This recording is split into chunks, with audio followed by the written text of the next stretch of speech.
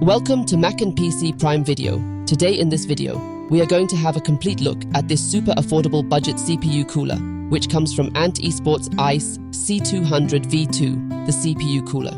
It looks pretty sleek. The fans are 70mm in size, and for reference you can just have a look that even combined with the heatsink, it is so small. You get these installation clips which go onto your own mounting brackets, and the base does come with 2 equipped copper pipes, which is a good sign because copper pipe-based heat things are actually much better as compared to the aluminum ones.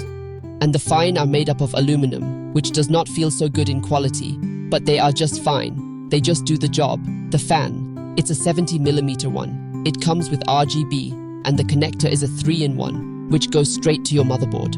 One little flaw that I noticed in this design is that when you look at the tips of these copper pipes, basically there are 2 pipes, so you have to paint on both the sides.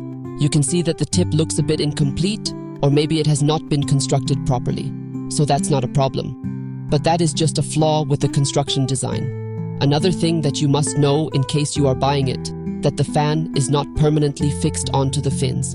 It is mounted with a spring sort of a clip, so you can just pull it out in case you ever need to take the fan off and get the fine cleaned out properly. Alright, so it's finally time we'll be installing it onto our PC. I have an Intel Core i5 with a stock cooler, and I'll be installing this ESPORTS cooler onto this. So the first step is going to be taking off the existing cooler, and the second one, and yet the most important one, cleaning the existing oil thermal paste and perfectly getting it off CPU. So just have a look in here. Do not align with any of the mounting brackets that come with the cooler. So once you're ready with the mounting bracket, the next step is going to be installing. We fit this white stopper in each of these 4 holes. Next, we attach this black screw to this stopper.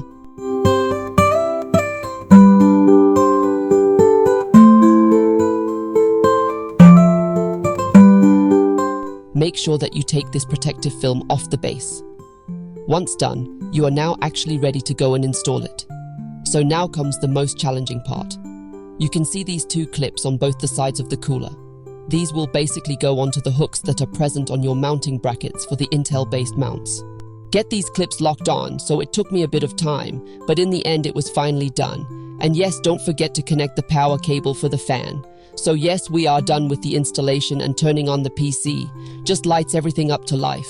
You can see that the fan looks pretty decent.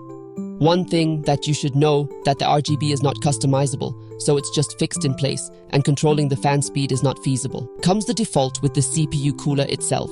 In case you have some better quality ones, you can install that one as well. As per this one, it will easily last for a year.